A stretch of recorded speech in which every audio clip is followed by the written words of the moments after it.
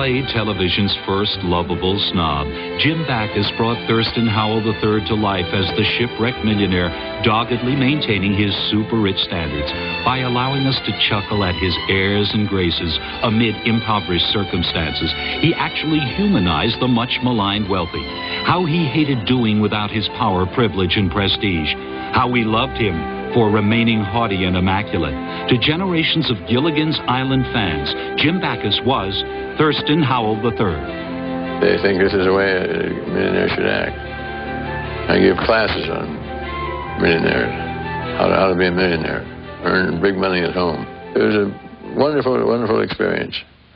And I thought that Thurston Howell was bigger than life, and it was a joy to play it. Yet Thurston Howell III was actually a refinement of Hubert Updike III, the world's richest man. Jim's prototype plutocrat evolved on the Alan Young radio show during the 50s. America couldn't get enough of his outrageous eccentricities. He's a wonderful character because he's the richest guy in the world, and he had great things to say.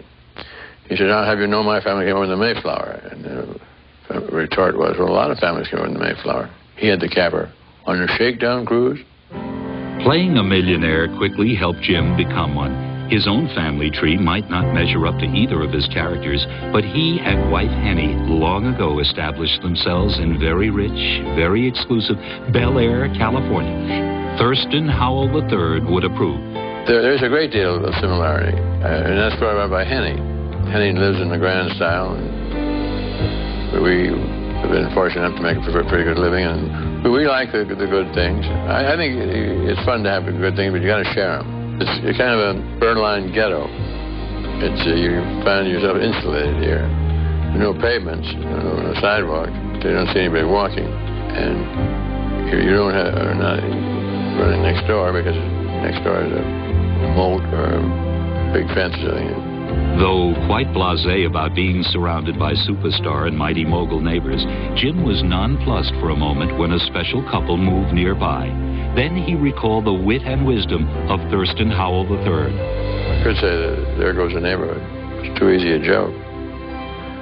But I'll go up and borrow a cup of money from him. Through the years, Jim brought to life a slew of classic screen roles, yet only die-hard cartoon buffs know to credit him for the most celebrated character of his career. Roadhog! Here at once, and of course, who could mistake the voice of blinkering, blundering Mr. Magoo? Oh, Magoo, you've done it again. By George, and I've got the money to buy George. Everyone has a Magoo in their family. An uncle who drinks too much. You've never gotten a letter that says we're criticizing or making fun of someone with a handicap. Magoo was nearsighted. My analysis of that is I think that Magoo sees better than anybody else. He lives in his own wonderful myopic world. Oh, it's Harvey Cooper. Oh, you old son of a gun. Give me that old grip, boy. Hi, Gamma, Delta, Alpha, Rho. Oh, Harvey, I knew you wouldn't miss a reunion. I remember one time we were in Palm Springs and wanted to get a reservation for dinner at the Racket Club. And I am not a big Racket Club man, and I went over and I called the Mayor D, and I said, "This is Jim Backus."